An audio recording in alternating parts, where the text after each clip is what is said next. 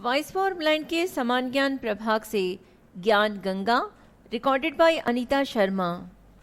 फिल्में दुनिया का सबसे बड़ा पुरस्कार ऑस्कर या एकेडमी अवार्ड्स की घोषणा 28 फरवरी 2016 को हुई थी। मशहूर हॉलीवुड अभिनेता लियोनार्डो दी कैप्रियो को ऑस्कर पुरस्कार समारोह में सर्वश्रेष्ठ अभिनेता के रूप में चुना गया। फिल्म रूम के लिए ब्री लार्सन को सर्वश्रेष्ठ अभिनेत्री के लिए ऑस्कर दिया गया। फिल्म द रेवनेंट ने 12 में से 3 ऑस्कर पुरस्कार अपने नाम किए। फिल्म द रेवनेंट के निर्देशक एलेजांद्रो जी इनारितु को बेस्ट डायरेक्टर का अवार्ड दिया गया। टॉम मैकार्थी द्वारा निर्देशित फिल्म स्पॉटलाइट को सर्वश्रेष्ठ फिल्म के लिए चुना गया। फिल्म ब्रिज ऑफ स्पाइस के लिए मार्क रायलेस को सर्वश्रेष्ठ सहायक अभिनेता का पुरस्कार से सम्मानित किया गया।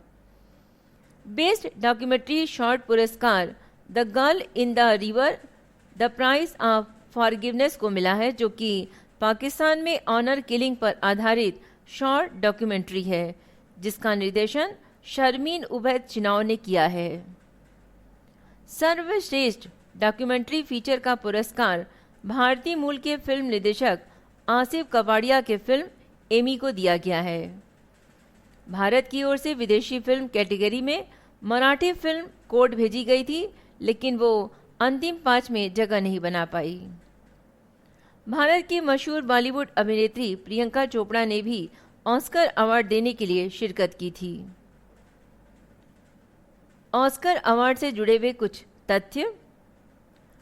1927 की शुरुआत में MGM स्टूडियो के प्रमुख लुइस बी मेयर और उनके 3 अभिनेता कॉनरेड नोगल, निर्देशक फ्रेड निबोल और निर्माता फीट विटसोन ने एक ऐसा संगठन बनाने की योजना बनाई जिससे पूरे फिल्म उद्योग को फायदा हो। ऑस्कर की स्थापना 1927 में उस समय के मोशन पिक्चर उद्योग के 36 सबसे बड़े प्रतिष्ठित लोगों ने मिलकर की थी। जर्मनी के अभिनेता एमिल जेनिक्स को सबसे पहले 1929 में बेस्ट एक्टर के लिए ऑस्कर दिया गया था। विजेताओं का चयन the academy of motion picture arts and science द्वारा 5,835 सदस्य के मतदाता के आधार पर होता है। भारत की तरफ से गांधी फिल्म की कॉस्ट्यूम डिज़ाइन भानु अथैया को 1983 में सबसे पहले ऑस्कर से सम्मानित किया गया था।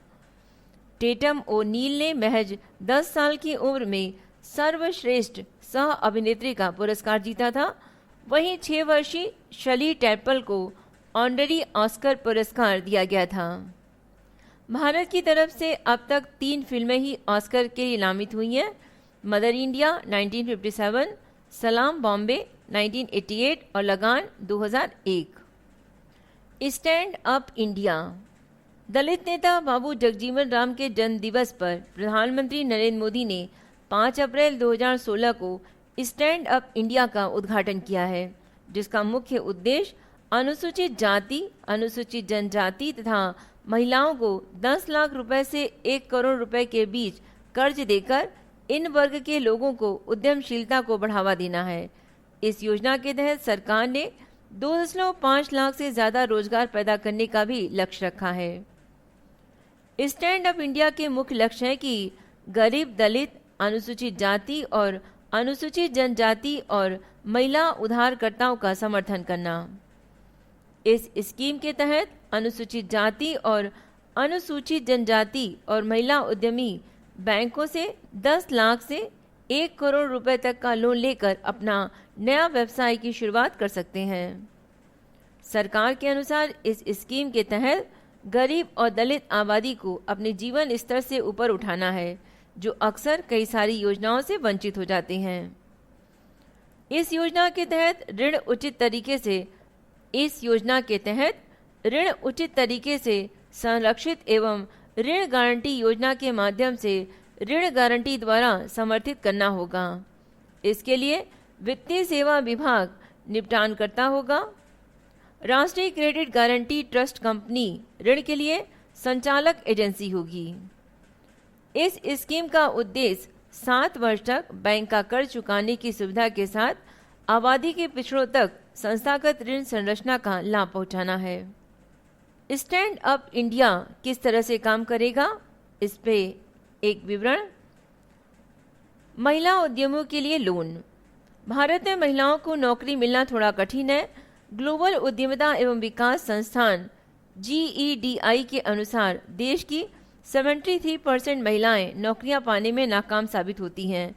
कर्नाटक की एक रिपोर्ट के अनुसार देश की 90% महिलाओं ने अपने स्तर पर ही किसी व्यवसाय को शुरू किया है। वहीं 68% महिलाएं बैंक लोन लेने में सफल नहीं हो पाती।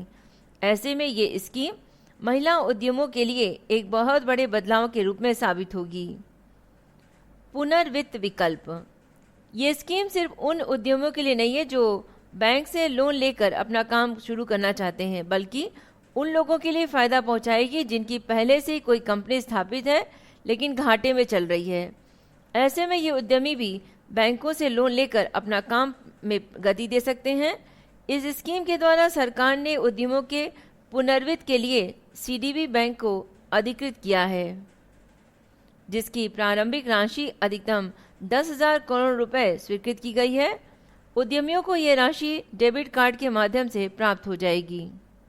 अधिकतम लाभ। स्वरोजगार कामकाजी महिलाओं की स्थिति भारत की अच्छी नहीं है, फिर भी 2000 से 2010 तक 1 करोड़ स्वरोजगार महिलाओं की संख्या में वृद्धि हुई है। इस स्कीम के तहत स्वरोजगारी महिलाओं की संख्या को बढ़ाने के लिए महिलाएं किसी भी बैंक से लोन लेकर अपने काम की शुरुआत कर सकती हैं। इस स्कीम के तहत 2,50,000 उद्यमियों को अधिकतम लाभ पहुंचाना है। बढ़ेंगे नज़दीकी सेंटर्स। इस स्कीम के द्वारा अनुसूचित जाति, अनुसूचित जनजाति और महिला उद्यमों के लाभ को आसान बनाने के लिए देश भर में भारतीय लघु उद्योग विकास बैंक SIDBI तथा कृषि और ग्रामीण विकास के लिए राष्ट्रीय बैंक यानी नाबार्ड की संस्थाएं खोलने का प्रावधान है। लोन को आसान बनाने के लिए SIDBI बैंक वाणिज्य और उद्योग दलित इंडियन चैम्बर DICCI जैसी संस्थाओं से हाथ मिलाएगी। CCIT यानी कि comprehensive convention on international terrorism. संयुक्त राष्ट्र महासचिव पद के लिए दौड़ में शामिल दावेदारों से भारत ने पूछा है कि वे CCIT को लागू कराना कैसे सुनिश्चित करेंगे। CCIT एक प्रस्तावित संधि है जिसका उद्देश्य सभी तरह के वैश्विक आतंकवाद को गैर कानूनी घोषित करना और आतंकवादियों को प्रतिबंधित करना है। CCIT का मकसद न केवल आतंकवादियों के फाइनेंस एवं उनके सहयोगियों का निषेध करना है, बल्कि उनकी सुरक्षित पनाहगाहों, फंड और हथियारों के स्रोतों पर भी लगाम लगाना है। वैश्विक आतंकवाद पर इस व्यापक संधि को स्वीकार किए जाने के लिए भारत लंबे समय से मांग कर रहा है। फिलहाल आतंकवाद की परिभाषा को लेकर आम सहमति न बन पाने से CCIT से जुड़ी बातचीत पर गतिरोध बना हुआ है। भारत ने 1996 में इससे जुड़ा प्रस्ताव पेश किया था और तभी से वह इस पर आम सहमति बनाने की कोशिश में जुटा हुआ है। खास तौर पर 26/11 हमले के बाद इस मामले को आगे बढ़ाने की काफ़ी कोशिश हुई है। सितंबर 2014 में संयुक्त राष्ट्र महासभा के 69वें सत्र में प्रधानमंत्री नरेंद्र मोदी ने अपने भाषण में इस विषय को उठाया था। BIAM यानी कि बिगेलो एक्सपेंडेबल एक्टिविटी मॉडल मंगल ग्रह सहित व्यापक अंतरिक्ष मिशन के लिए बनाया गया पहला एक्सपेंडेबल हैबिटेट अंतर्राष्ट्रीय अंतरिक्ष स्टेशन पर स्थापित किया गया है।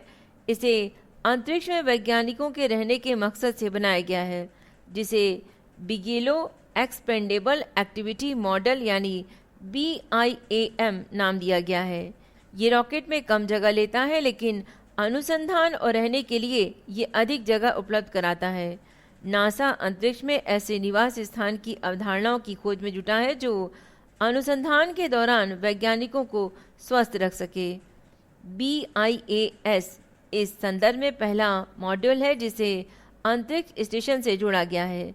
अपने संकुचित आकार में BIAM का व्यास 8 फीट और इसकी लंबाई 7 फीट है। इसमें हवा भरने पर ये मूल आकार से 4.5 गुना बड़ा हो जाएगा।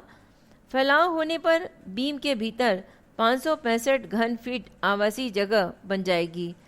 इसके पहले परीक्षण में वैज्ञानिक इसके क्रियातंत्र और विकिरण, अंतरिक्षीय मलबे और अंतरिक्ष के घटते बढ़ते तापमान से सुरक्षित रखने की क्षमता का आकलन करेंगे। परीक्षण पूरा होने के बाद BIAM को अंतरिक्ष केंद्र से मुक्त कर दिया जाएगा। इसी के साथ ज्ञान गंगा की जानकारी यहीं पर समाप्त होती है। आप अपनी राय हमें मेल कर सकते हैं। मेल आईडी है voiceforblind यानी वॉइस फॉर ब्लाइंड @gmail.com। धन्यवाद।